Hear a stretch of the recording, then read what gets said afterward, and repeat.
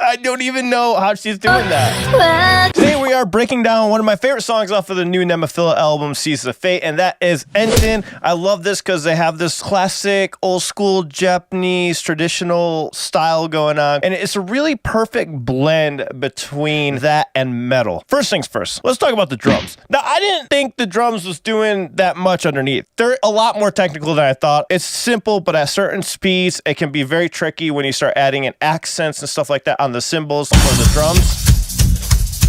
So yeah,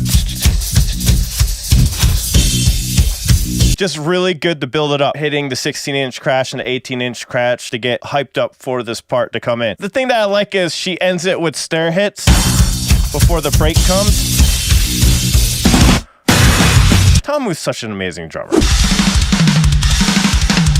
There's something I want to point out between the bass and Tomu, the drummer. I want to show you guys why they fit so well together here.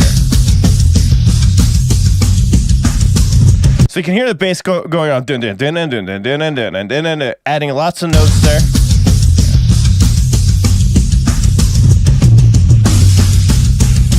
I love how the fill is so subtle. When you hear the whole thing, you don't really hear that fill as much. It kind of gets overlooked. That fill goes perfectly with that shamisen right there. I love it when drummers do that kind of thing. You have the fills actually go with the lead guitar or lead instrument fills. That is one of my favorite things to hear. Right there. Dun, dun, dun, dun, dun.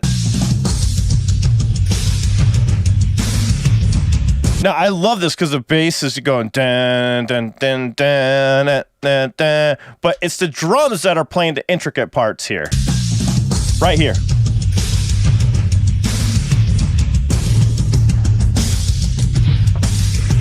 So cool. And then it switches off to where the bass does more notes, and then the drums go to a double kick pattern instead to keep it simple. The reason why I'm pointing this out is because when you're mixing, it's really fun to mix this kind of thing because the drummer is allowing for the bass to do more notes, and then vice versa, where the bass is keeping it more on the kick and snare rhythms, and the drums are doing all that tom fill.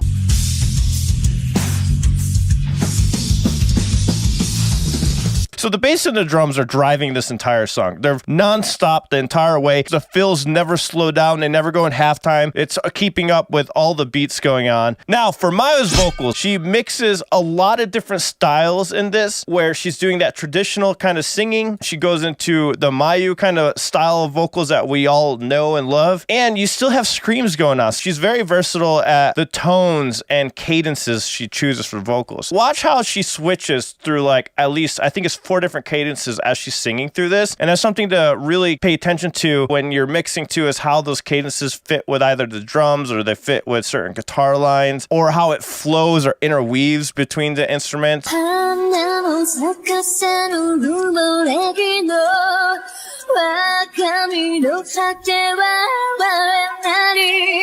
really love how that goes over this music right here.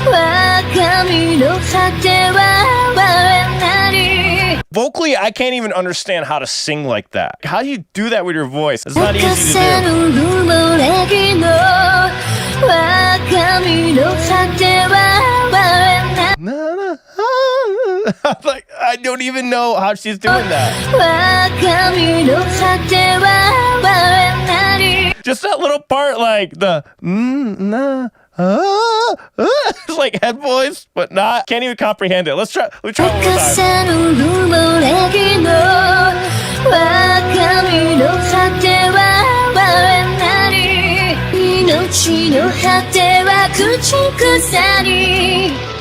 How can I be?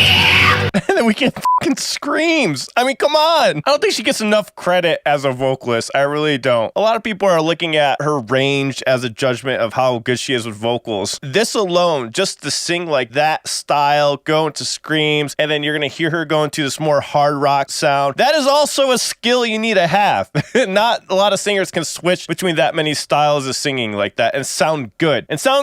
Maybe they can, but doesn't mean they sound good.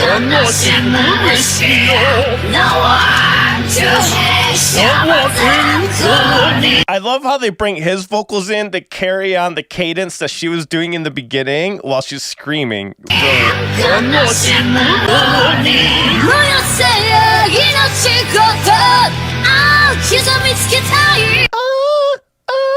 It's high too, like.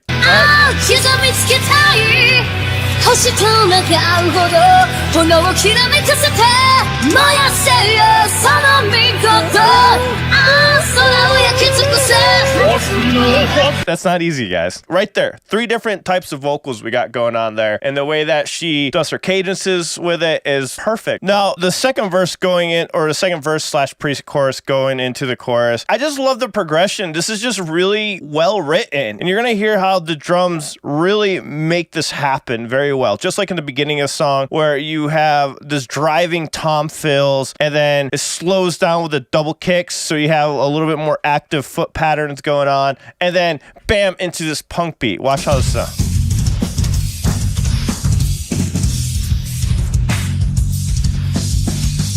And the bass is just grooving along with it, so. Dun, dun, dun, na, na, na, na, dun, dun, na, na, na, na, na. The dynamics in that whole section right there is phenomenal. I love this part where it starts breaking down a little bit more, where we got this shamisen like kind of solo where you hear that more twangy kind of feel going on, and it happens right here. Now, I don't know how hard that is to play, but I can imagine it's probably pretty hard to get all those vibratos in there. And again, Tamu with the fucking fill. Like, perfectly timed drumming and fill. We're going to break down the solo here. Just listen to this phenomenal playing here.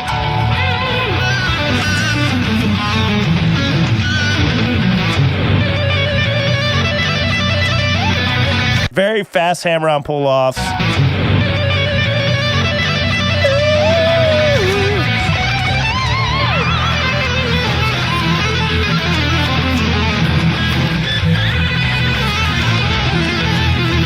And then you know what's about to happen. Then they're going to join together. I love that idea of one person does a solo, the other person does a solo, and then they come together with harmonies.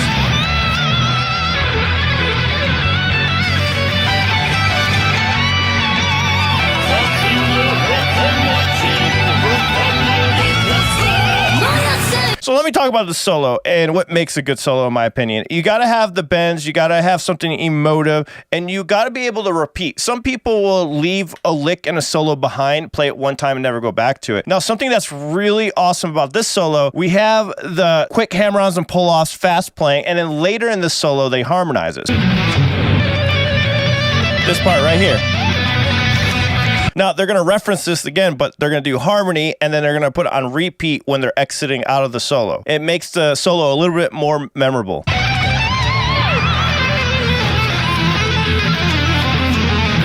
See the second solo? You can hear the motif is that hammer-on and pull-offs.